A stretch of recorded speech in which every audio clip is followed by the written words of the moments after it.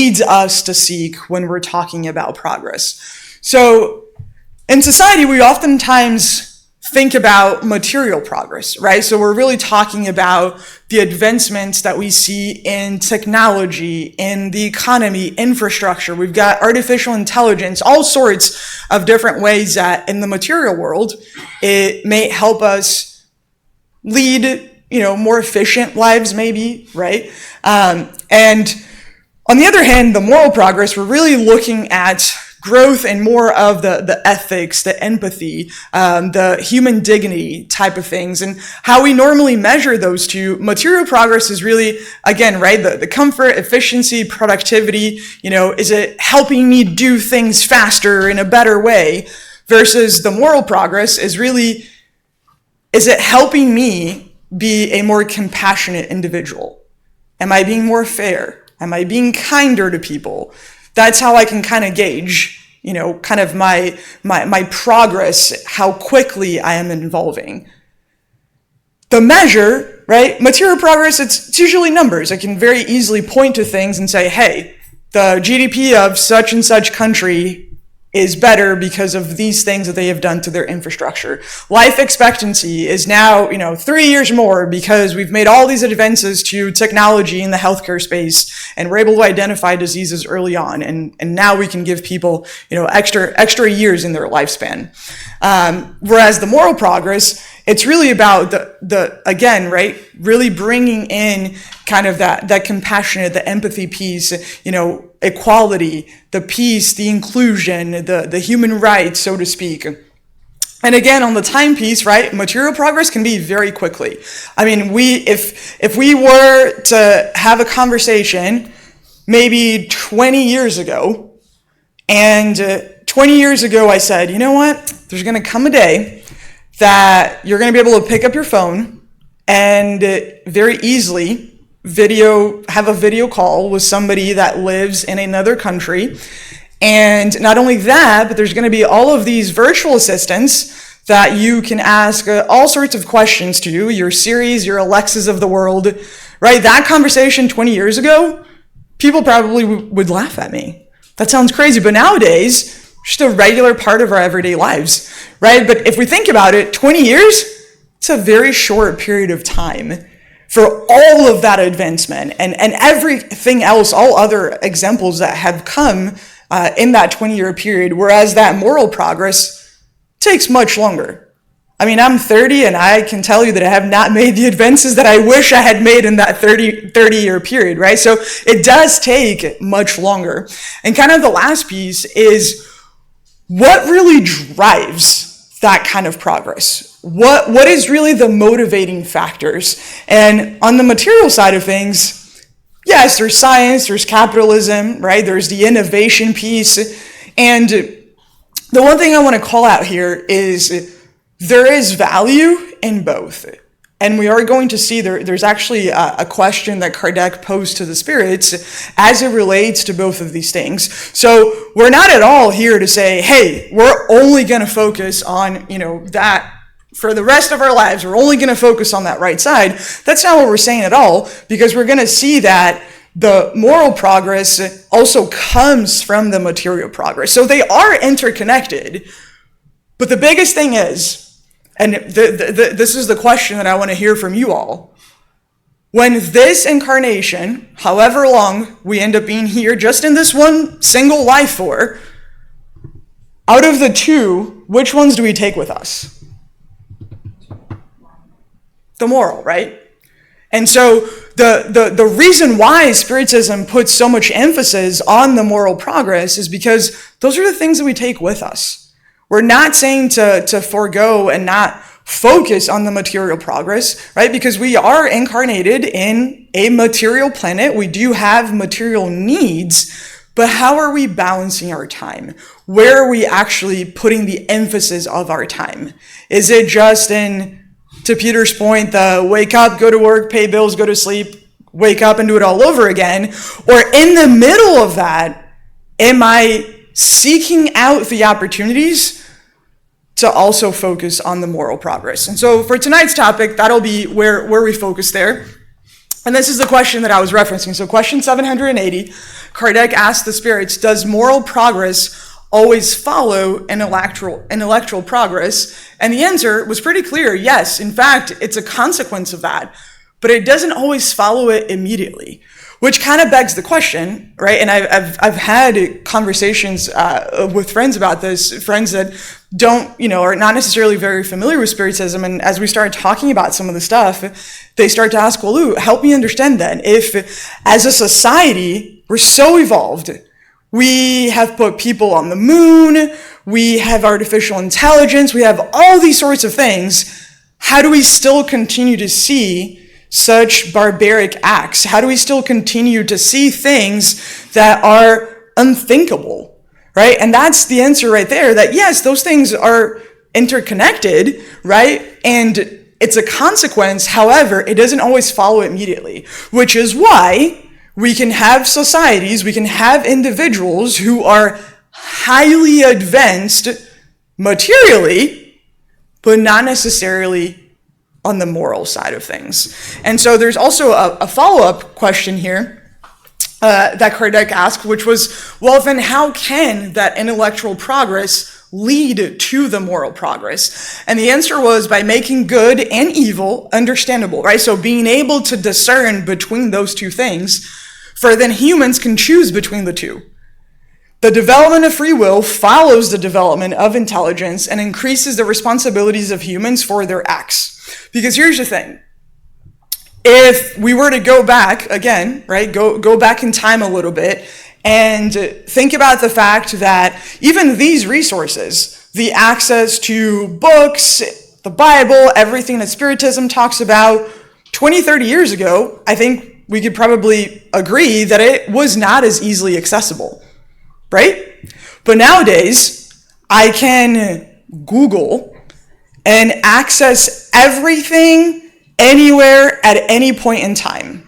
So the advancement of technology has made it much easier for me to have access to these resources. And I love the piece there of the responsibility, right? Because now I can't just say, well, I don't know where to find it, I don't know where it is, or I don't have the time, right? There's the advancement in technology has been so large that it has taken away all of the excuses that I had before, because all of these things are easily accessible. So what the spirits are telling us here is that the advancement in the technology and all of those resources on the material side of things will also propel the moral progress. It'll drive that forward, but it may not be at the same speed. And so if we think about it, this really also applies to everything, to even nature. So we take the example of the caterpillar there, and we think about the fact that the progress, right, is really a part of nature. Because you think about an egg being laid on a leaf there, the caterpillar, it turns into the caterpillar, then it does its whole thing inside of the cocoon there. There's a whole process of evolution that's happening inside the protected cocoon there, right? Something had to be broken down.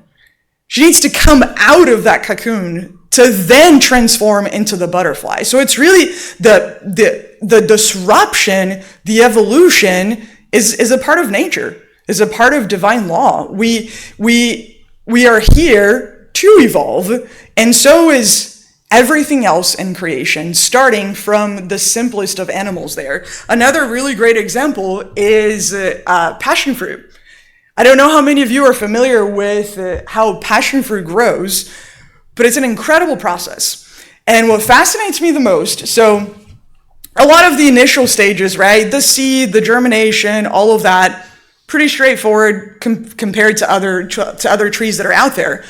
But what is really unique about the passion fruit in particular is the flower that you see on the right there. So the flower will open up for a few hours during the day, okay? So it'll go through the seedling and all that process, and once the flower is ready to open up, it'll open up for a few hours during the day, usually in the late afternoon, for it to be pollinized.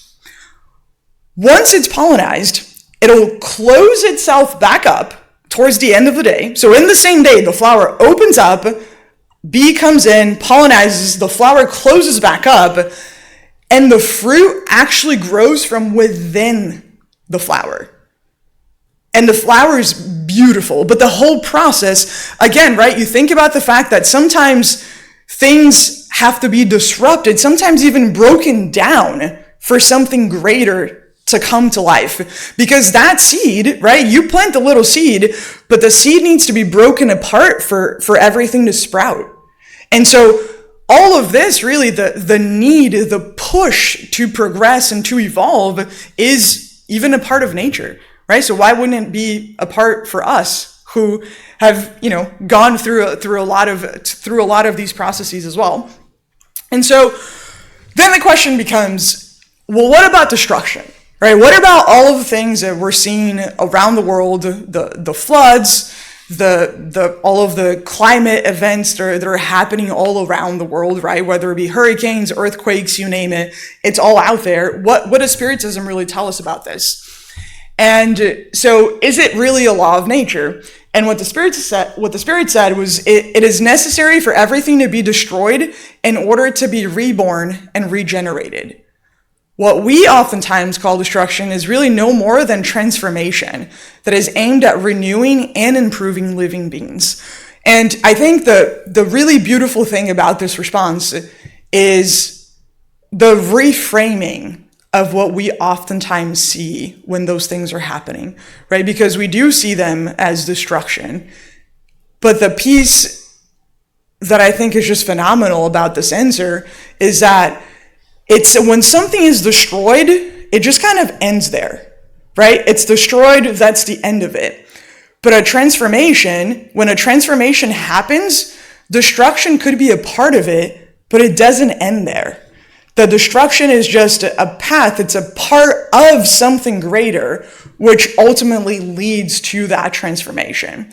And the thing to take into account is we don't necessarily have to take that path, right? We always do have the choice whether we can evolve through just all of the teachings of Christ and putting all of that into practice and everything that we learn in Spiritism. But the reality is we don't always take that path. So we kind of need a little bit more of that push to propel us forward. And in question 737, Kardec asks, okay, so, we get it. Okay, like destruction is a part of it, right? It's a part of the transformation, but what's really the purpose? For what purpose does God inflict humankind with destructive calamities? And the answer, again, just another really phenomenal one by the spirits, they said to force them to progress more quickly. Destruction is necessary for the moral regeneration of spirits who accomplish a new degree of perfection during each new existence. You must see the end in order to appreciate the results. And that right there is key. Because when we see everything going crazy, when it feels like everything is out of order, everything is chaos, naturally, as human beings, as spirits who are still in the early stages of evolution, we tend to only see the disruption, right? And that's what the spirits are telling us is, hey, we need to be able to see the full picture. We can't just look at what's happening right here, right now, because there is a purpose, and the purpose is not, to punish or to inflict damage, but instead it is a resource to help us on to the next stage. And they go on to add, you only judge such things from your own personal point of view, and you regard such afflictions as calamities because of the injury that they cause you. However, these hardships are often necessary in order to make things arrive at a better order more quickly, and to accomplish in a few years what would otherwise require many centuries. And that's another really big takeaway, right? Because imagine if, we'll use a silly earthly example here, but let's say you're working and your job says, hey, I see you've got 20 more years of working before you can retire.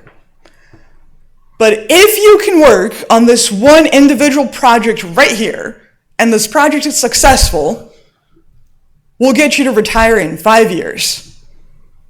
What would we probably choose if it's a cool project? Right? That's what we're saying here, is it can take a really long time, and oftentimes in that path, we get lost, we don't know what the next thing is, and so God comes in and says, hold on, let me bring you back to the path, or hey, this would take, X amount of time, but let's reorient you and get you to the spot here where you can evolve, where you can progress at a much quicker state. And so you think, if we kind of bring it back to things that have happened here on earth, right? And we think back to wars that have happened, they have led to the creation of the United Nations to allow for countries to communicate better, to collaborate.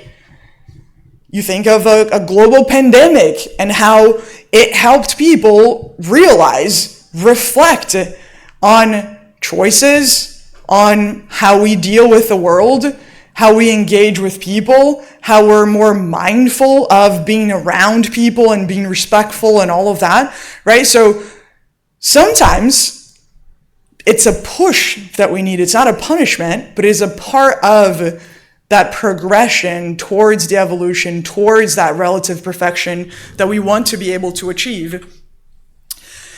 And I think a really good reference to here is in chapter 5 of the Gospel According to Spiritism, where we have the message from Matthew there, where Jesus said, "Blessed are they who weep, for they shall be comforted.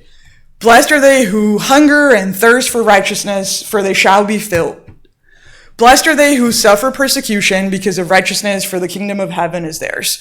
So again, here we've got Jesus calling us back to, hey, yes, there are going to be challenges, there are going to be trials, but all of the earthly, all of the material things that we're going through will lead us closer to God. It'll lead us to that perfection, to that true happiness that we can achieve, because we know happiness is not of this world, right? All of the material possessions, all of the exciting things that we might hold on to, we can only hold on to until the day that we make that passage to the spiritual world. But the true fulfillment, the things that we do carry, the compassion, the kindness, the people that we have helped, all of the good that we have done, right? Those are the things that Jesus is saying, hey, if those things are happening, you will be blessed. And the follow-up in this section here is, and I think to me personally, okay, this is my opinion, this is the summary that addresses every question that I've had in my life. So the spirits go on to say, if one believes in God, one cannot conceive God apart from infinite perfection. God must be all-powerful, wholly just, and wholly good. Otherwise, God wouldn't be God. If God is supremely good and just, well, if he's just, then God can neither act capriciously nor with partiality. Therefore, the vicissitudes of life have a cause, and since God is just, that cause must also be just. Right? And for all of those math folks, to me, this is pure math logic, if we want to bring it to very simple terms, right? Because all of the questions that I can have as it relates to everything that happens in my life, with the world, why is it that sometimes we may have a better relationship with a friend than we do with a relative, and why is it that sometimes we may struggle in certain areas, but other things come very naturally to us, and all of the questions, this right here addresses all of that, right? Because if I'm saying, okay, I believe in God, oh, and I see the little down there, didn't move it, but what we're saying here is if I believe in God, those were meant to be underlined, but PowerPoint has failed me, so just bear with me. But what we're saying here is if I believe in God, and because I do, I believe that God is perfection, well, if God is perfection, it means that God is just. Well, if God is just, all of the things that are happening have to have a just cause. Does that make sense? right? It's very, I love, like, this particular paragraph to me is kind of bringing the science, the mathematic, aspect of it, because I don't have a way of contradicting myself, right? These things make sense. And it's one of the things that I truly love about Spiritism, because there's not the just believe in this thing because I'm telling you to believe in this thing. There's the logic that kind of follows that, right? And if we wanted to add even a little bit more to this, we could say, yes, those causes are just, and a part of God's perfection is also the endless love and the mercy that gives us the opportunity to course correct when we do fail through incarnation, which is right where we begin, right? The hardest part is to digest that when that happens to you. Absolutely. Because, once you talk about the pandemic, and we have 2 years that looks like 20. And why? Because we need to stop and pay attention. So we've been living in an autopilot. All of a sudden something happens and puts us out of the autopilot. You have to pay attention to. So vicissitudes are the same, right? So, but it's hard because when it happens to us, we tend not to look this way. We tend not to be that intelligent, emotionally and spiritually intelligent, to absorb that as what's there for me. Yep. It's also like complaining about why me. Exactly. And I love that you brought that up, because that'll be one of the pieces that we touch on, which is, how do we reflect on when these things happen, right? How do we pull ourselves out of the natural, it is a natural tendency, right, for us to get siloed into what's happening right there and only focus on the right there and now, as opposed to having that long-term vision that Spiritism calls us to have, right? To look at what the end result is going to be, as opposed to focusing on the journey to be able to get there. And so what I want us to do is just a quick exercise. You won't have to run, you won't have to get up, it'll be easy, I promise. But I want to know, and you can just shout it out, what do you see here? Candle. A candle. Okay, what else? Who else? Starfield. What is it? Starfield. Starfield, okay. Light, okay. Spectrogram. A what? Spectrogram. Spectrogram, okay, very nice. Portal. A portal, okay. What about now? What's the city downtown? Ooh, a city downtown, what else? Space, okay. Angelica, what did you say? I heard you say something back there. For me, it's still like light coming down in somewhere on Earth, like a forest or something. Okay. Very nice. Okay, so we've got a light maybe somewhere in a city, city or universe overlooking the city, something like that. Okay. What about now? That's definitely a downtown. Skyline. A skyline. Okay. Ooh, where is the skyline? I'm just kidding. We don't have to guess where this. I actually don't know where the skyline is. That's not Orlando. Not Orlando. Bingo. Not Orlando. Okay, so we've got a skyline. What else? Any other takes, Annabella? Ooh, the spiritual realm. Okay, very nice. Any other guesses? Snowstorm. Snowstorm. Also another good guess. Okay. It's a book. I'm giving. Oh, see, I was gonna say I'm giving you guys a hint. There are words in there. Book cover on the way to the light. A book cover on the what? On the way to the light? No? Close. On the way to the light? It's on the way somewhere, because I know you see that. It is on the way somewhere. Definitely a way. Any other takers? Home, on the way home. So close. So it's a book. You all were right on that. It's a book called On the Way to a World of Regeneration. It was written by Divaldo Franco, channeling the spirit Manuel Filomeno de Miranda. It was originally written in Portuguese, then translated to English.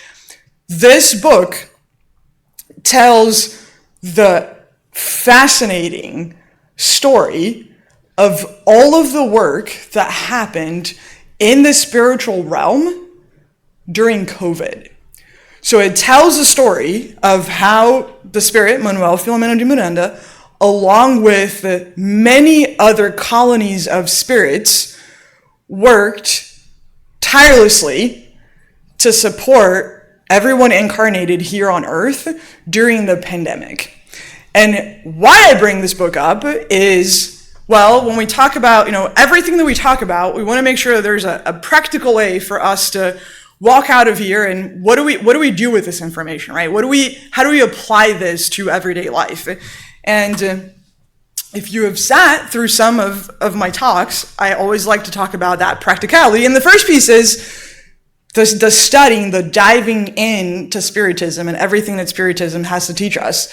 And so this is a really great book that one of the many things that I love about this book is, one, the level of detail and description that the spirits go into to describe everything that is happening. We're talking the meetings that the spirits are having in the spiritual world as they prepare for all of the discarnate spirits to support the incarnated spirits at the hospitals during the pandemic. And we're talking the very early stages of the pandemic. And why I like to emphasize this is oftentimes when we are in the middle of a storm, the middle of the chaos, we can feel hopeless.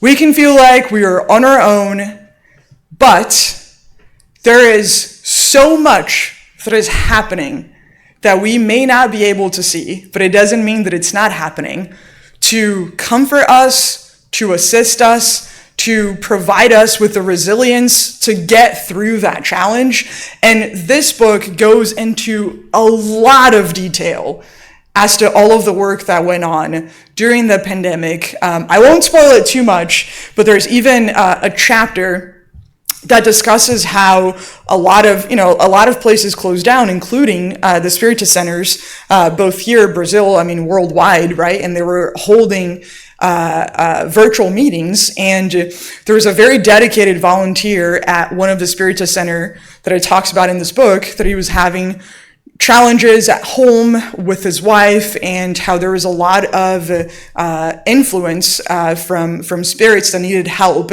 and how that was essentially driving a lot of the conflict inside of the house, and how this particular volunteer started to pray and ask for help, for intervention, and the spirits do a phenomenal job at describing the scene and the influence that the discarnate spirits can have on us, which, the spirits in the Spiritist book made it very clear that they do influence us way more than we actually imagine, right? And so they do a phenomenal job at kind of going through the power of prayer and the ability for those higher spirits to help us in our daily lives.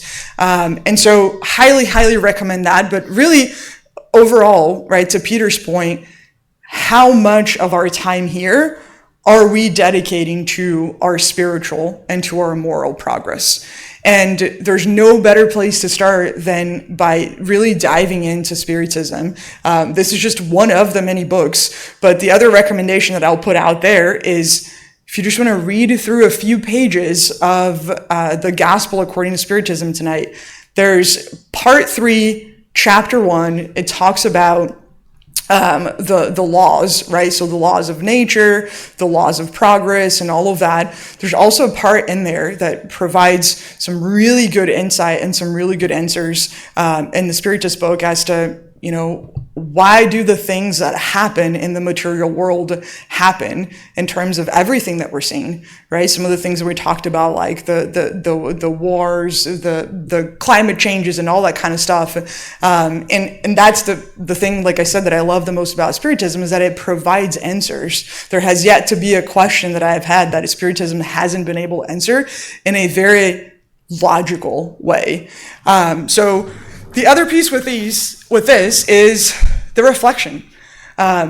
Peter, you alluded to it earlier perfectly. We, at times, can have a tendency to think, well, why is this happening to me?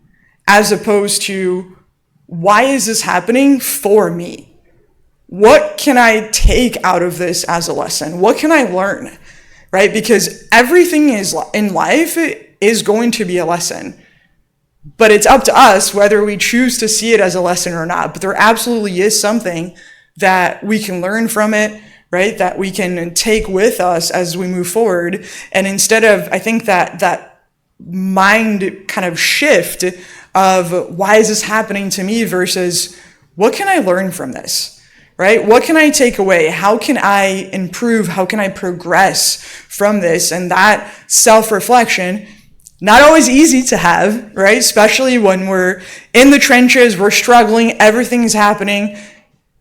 But that reflection grounds us. It brings us back. And if we tie that in with, really diving into Spiritism and learning about everything that Spiritism has to offer, it really helps us have that resource, really, have this support when we do need it most.